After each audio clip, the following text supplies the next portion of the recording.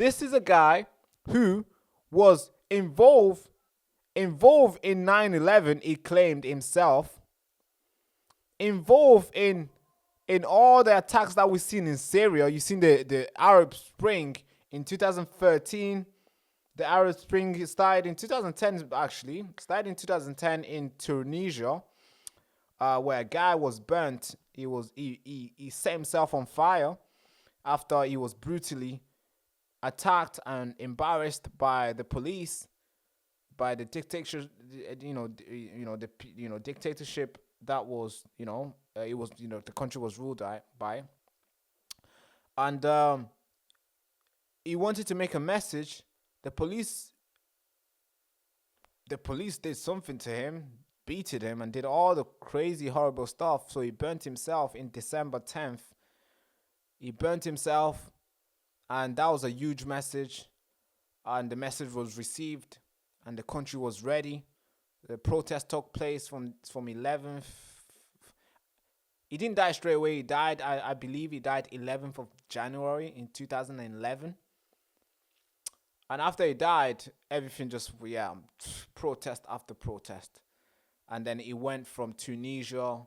What's the countries nearby? So you got Tunisia, all the Sub-Saharan Africa, all the Muslim countries up there, Sudan, all these countries, they just took place. They went through Egypt. They went, they traveled through to Asia, to the Middle East, and Syria cut as well, and then Afghanistan. So everything. It was just going everything. So then there was one guy in Syria and Afghanistan who was playing a big part. And Iraq, I might add, who was playing a big part, and his name was Abu Muhammad al-Jolani, and this guy was needed and wanted by the United States for the war, and for war on terror, for war on terrorism, because of 9/11. So the United States was looking for him, but they never really got to arrest him. But they will keep on looking for him, kept on looking for him. Now somehow this guy today, or yesterday I believe, today, he was invited to go and speak in the United States. I mean, okay. So the United States had a 10 million bound on his head, meaning catch this guy, arrest him, or catch this guy and do something with him because he did something to our country, 9/11, this and that, war on terror, all the crazy laws that they brought in, the Patriot Act, all the stuff that United did. Same as UK, the counterterrorism thing 2000, and we did all the sweeping change that we added into our system to stop people like him emerging. But last year now, December 2024, protests began in Syria, and I think it didn't take so long for it to become violent. And next minute, Assad had to run away, and the person who took over was Abu Muhammad al-Jolani. And this Abu Muhammad al-Jolani is the guy who I've just been explaining to. Now, as soon as this guy took place, the United States somehow changed their tone towards him. And of course, it makes sense why they changed their tone, because that's the person that they wanted to take over. You would think the United States would be very, very against on this guy taking over Syria because of what he has done in the past, but somehow they supported him to the point where Trump, when he flew to Qatar and when he flew to Saudi Arabia in the Middle East, he went and shook this guy's hand and said he was a good man. That's a problem within itself, because this guy is definitely not a good man. The amount of people that have died under his leadership, with all the group that he has led, with ISIS, with Al Qaeda, with Nusra Front, he's been involved in one of the two biggest terrorist organization in the Middle East. This guy was the guy. He was in charge, and he bounced back and forth to lead charge, to topple and kill and create division in the countries. And obviously he took over as become a president in Syria, become a leader in Syria. and everybody in the West somehow praised him, celebrated him, and now he's in the United States, New York to be precise, speaking. What? Are you speaking? And I got a video here that's just been added by the team in the folder here of him shaking Marco Rubio hand. What? Really?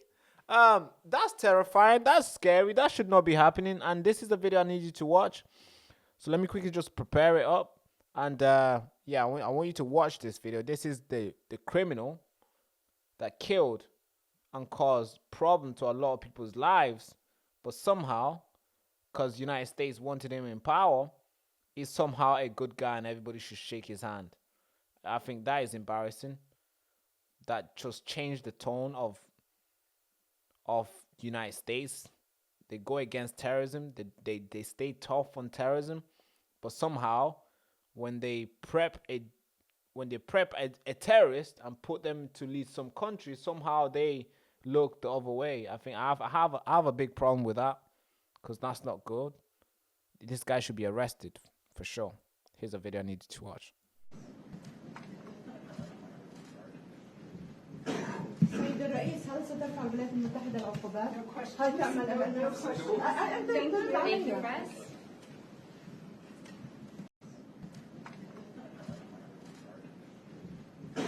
سيد الرئيس، هل سترفع الولايات المتحدة العقوبات؟ هل تعمل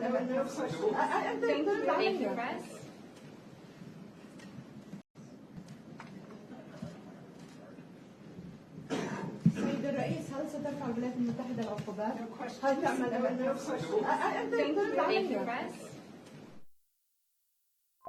You think that's not you know, you've probably seen that video that I'm just playing here and you're thinking, Barack, that is just a video. Could you give me a report of a lady or somebody reporting fully this guy's background? Yes, I will give you a full reporting of this guy's background. Here's a video I need you to watch. I need you to watch this and pay attention to who this guy really is and what he has done. I hope this network explains to you full on what I just explained to you with the short memory that I have, because I did a documentary about Syria last year, and I just explained to you what I could remember from all my research. I'm assuming this network has more information, so watch this video. This is impactful, and this is scary, that the United States now are willing to turn the blind eye. Well, it's not the first time. They're willing, well, they're still turning a blind eye on terrorists. Here's a video I need you to watch. A year ago, if Syrian President Ahmed al-Sharaa had tried to come to New York, he would have risked being arrested. The U.S. had a $10 million bounty on him because of his past connections to the Islamic State and al-Qaeda. Al-Sharaa turned against those groups years ago. In December, he led the rebel forces that toppled Syrian dictator Bashar al-Assad, who used bombs and chemical weapons against his own people. Last week, I went to Syria and spoke with al-Sharaa for 60 minutes. He accused the Assad regime of destroying entire communities and displacing 14 million people. He said foreign investment is desperately needed to rebuild. In June, President Trump temporarily waived some economic sanctions to help Syria recover. But Congress, the UN, and European nations would have to permanently lift more sanctions to draw long-term investment. On Capitol Hill and in foreign capitals, there are people who don't trust Ahmed al-Sharaa. In New York, he hopes to reintroduce Syria to the world and perhaps spend more time with President Trump. Do you want to meet again with President Trump when you're standing on U.S. soil? President Trump took a big step towards Syria by lifting the sanctions with a quick, courageous, and historic decision. He recognized that Syria should be safe, stable, and unified. This is in the greatest interest for all countries of the world, not just Syria. I believe the answer is yes. We need to discuss a great many issues and mutual interests between Syria and the USA. We must restore relations in a good and direct way. Many of the officials that I spoke to about you describe you as a pragmatist. Other skeptics say that you change to meet what you need to be in that moment. And that's important to understand who you are and the direction you're taking Syria in. Are you saying that you are just a completely changed man? I don't entirely agree with the description of pragmatist, because in Arabic, it has some negative connotations. The point is, let's look at what's happening now, regardless of what was said in the media. Today, we have really saved the people from the oppression that was being thrust on them by the criminal regime. And we have restored hope for the people who are refugees or internally displaced, so they can return to their homeland. We supported the people who were bombed with chemical weapons. We also confronted ISIS. We expelled the Iranian militias and Hezbollah from the region.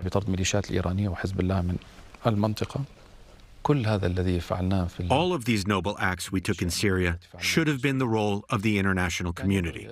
But the international community was unable to free a single prisoner or break the siege on a single town where people were starving to death. The international community failed to deter the regime from using chemical weapons. So I don't believe we should be standing accused at the defense table. But we should be the one asking others, why did you stand silent as these terrible crimes were taking place in Syria? You believe the world failed Syria, and now the world should help rebuild it? Of course. And I believe the world must not be complicit again in the killing of the Syrian people by slowing down or preventing the lifting of sanctions and preventing them from reconstructing their nation. Anybody who stands against the lifting of sanctions would be complicit in killing the Syrian people once again. More of my interview with President al-Sharaa will appear on the new season of 60 Minutes. A year ago, if Syrian President Ahmed That's the story of that guy who we just listened to.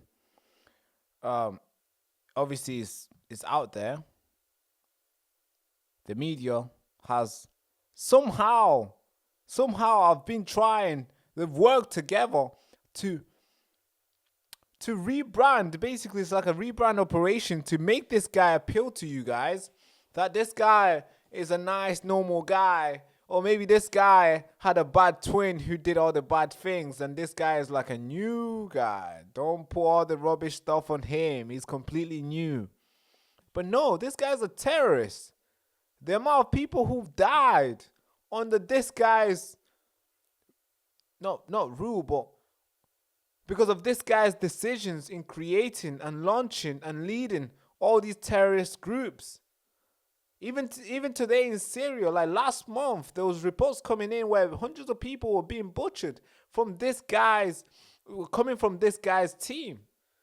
People were just being killed, the Alawites. And there's the Alawites, meaning the people who Assad was defending, the people where Assad, the brand where Assad came from, the people who supported Assad, and now feeling the pain. So, I mean, you don't have to look at what he's doing now, just look at what he's done before. Why is this guy not in jail? But obviously the West, this is what they do. They talk so hard on like fixing the problems and fixing like, oh, war on terror. Oh, we want to fix stuff. We're tough on this. But actually, they're only tough on something that does not benefit them. Like United States is only tough on anything that does not benefit them. But if you get Abu Muhammad al-Jolani, a terrorist, if he's going to twerk for you and help you out, he's a good guy. That's basically what we got. This guy should be in prison. This guy should be jailed long time ago. But no, he's not in jail. Because guess what?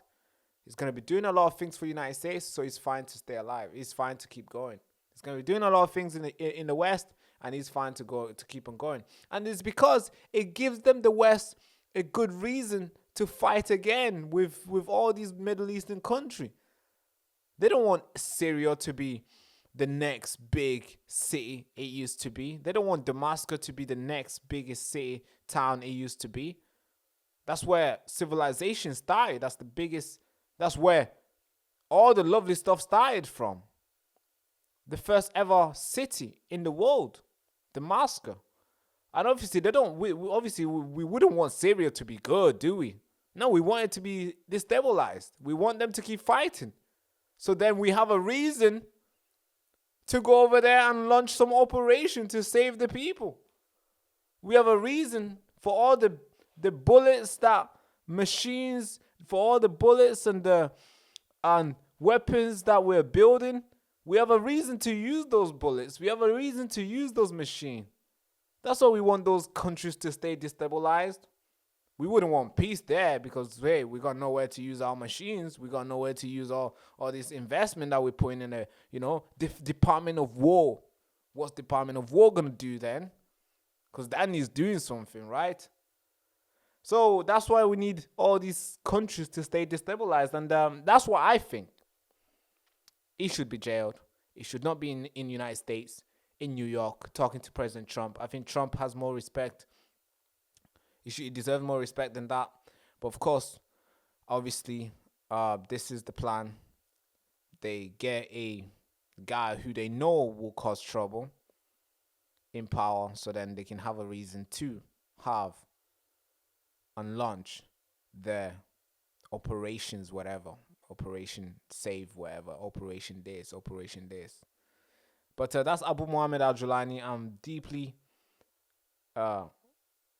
shocked, to say the least, about this guy being in the United States. He should be jailed. The propaganda is thick and the truth is so thin, and the hourglass is almost empty. While the mainstream media program the herd with fear and distractions, we're here to show you the real map. The map they don't want you to see. This whole thing here is not just for entertainment. This is a rescue mission for your souls. So strap yourself in and let's go save the ones that we've lost and wake them up with the truth. Because this is the Baraka Show.